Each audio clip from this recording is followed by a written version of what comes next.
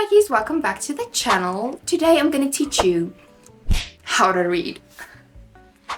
Now, I don't mean I'm literally going to teach you how to read because I fear that is a skill you should have learned a long time ago. So if you can't do that yet, I highly suggest you learn how to read and then you come back to this video. Then I'm going to teach you how to get into reading. Meaning I'm going to teach you how, or I'm going to show you how I, as a little 14-year-old girl, started reading frequently, and it's gonna be real embarrassing, but it's gonna help you do that as well. So first things first, one thing you should know about me is I started reading frequently and as a hobby seriously. I started reading seriously when I was in grade 9. Okay? And the way I did that is because little grade 9-year-old me was obsessed with Riverdale. More specifically, she was obsessed with Jagged and Betty's relationship. And yes, I fear it is a canon experience for every teenage girl to obsess over a fictional character relationship and then read fanfiction about said characters. Now, fanfiction, I think, is a great thing and we should destigmatize reading fanfiction because it's so good and there's so many good writers typing away behind the desks, falling sick for some no reason and then getting back to it 3-4 years later and it's still being bomb as fuck. So that's what I did. I started my reading journey by reading fanfiction. More specifically, I read Eye for an Eye by Lazy Daisy.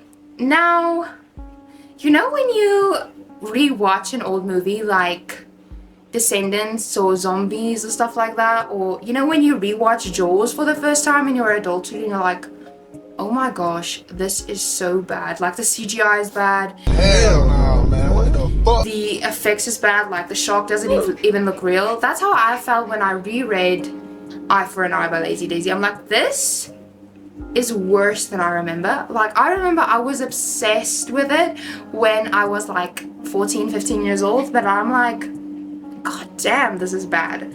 And I think everyone needs to go through that. So that's what I read. I read Eye for an Eye. You can read any fanfiction of any ship or any show or whatever you want. There is definitely a fanfiction written about it. Game of Thrones, you know it. Harry Potter, you know it. What else are there? The Boys, you know it. There's definitely a fanfiction written about whatever you want, in whichever context you want. There is probably a fanfiction about that. And you can read them on Wattpad, AO3, fanfiction.net. There's like so many places you can read and enjoy these stories. And I think it's such a good way to start reading or just getting into reading. But when you want to start talking and joining the big leagues, I have some books for you as well. Now, of course, I need to mention the book I bought myself with my very own pocket money when I was like, okay, I'm standing at a bargain books. I'm like, what am I gonna read?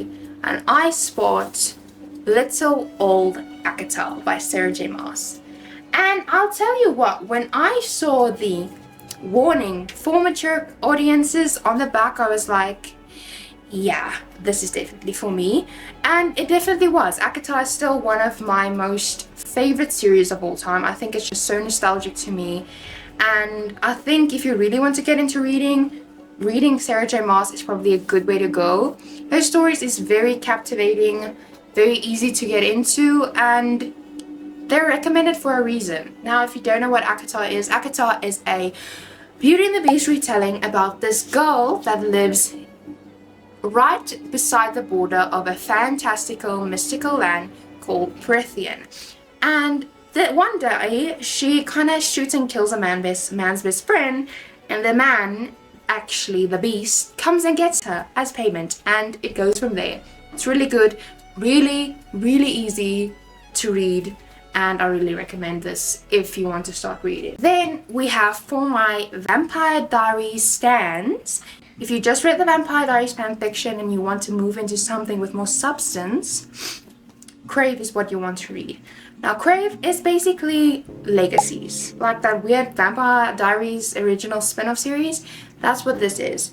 This is about a school for shapeshifters, like the Legacy School. So we have vampires, dragons, we have werewolves, we have witches. It's just amazing. And it's basically about this girl that's, I think her parents die or something. Predictable. And she goes to the school and she meets her vampire soulmate. And there's mystery afoot and there's evil guys and it's just perfect. Then we have Serpent and Dove. Also one of the first books I read when I started getting into reading. This is very easy to get into, very minimal spice, and I mean like there's maybe one scene. This book is about a witch. No. Yes, it's about a witch and a witch hunter, I think. Yep, a witch and a witch hunter, and they kind of have to get married. Marriage of Convenience, we all love her. We all love Marriage of Convenience. Then, obviously, go back to basics. If you're struggling to read, go back to basics, and I mean reread Harry Potter or read Harry Potter if you haven't read it. Middle grade is such a great way to get into reading, so that's why I'm recommending Harry Potter. I read this for the first time as an adult and I loved it, so that means you're probably gonna love it. Who doesn't love Harry Potter? It's so nostalgic and you're gonna love joining that world again, going to Hogwarts again from a new perspective. The book obviously is better than the movie, but you'll still get the same feels you got when you first saw Harry Potter as a child. It's just chef's kiss. Then we have another 2019 booktube classic, The Cruel Prince. Now, if you're not into some of that romancy stuff, and you want to get into fantasy, I will say The Cruel Prince is better to read than ACOTAR. The Cruel Prince is more of a political book. And I mean, there's not, like, romance is just a subplot. The main thing about this book is the politics, and it's really good. It's a 3-book series, so you know you're gonna be eating that up. It's about like this prince and this other girl who's like from somewhere else, and that's all I'm gonna say. I think you really need to go in blind. I think as a child I didn't really appreciate this book for what it was, but I think as an adult, The Cruel Prince is that girl. She is just that girl. Then obviously you have heard of this book. If it's not from me, then you have read it from someone else, and that is Shatter Me by Tahara Mafi. Now, Shatter Me is also just like such a good book to start if you want to read, and this is such a good book. It's like so tiny, it's so easy to get through, and the book series is like massive. So if you like it, you're gonna be fed. That's like already like 5-7 books in your belt, like on your notch. You already have like all those done, and it's such a lovely, easy world to get into. If you don't know what Shatter Me is, this book is about a girl who can't touch anyone because they die, and that's so cool. I don't know, it's so cool. But the kicker is there's one guy that can touch her. Now tell me you don't want to read that. You're lying if you're telling me that. Then for my romance girlies, I think all of these books are for my romance girlies, but more specifically, my romance girlies, we have The Deal. A show is coming out, you need to read it. What do you want me to say? The Deal is such a good book. Romance girlies, if you want to start reading and you're like, I'm such a hopeless romantic, where do I start? The Deal. That's my answer. The Deal. Hokura College romance, epic spice, epic group of friends, and there's a show coming out. So you read this, you divulge in the show.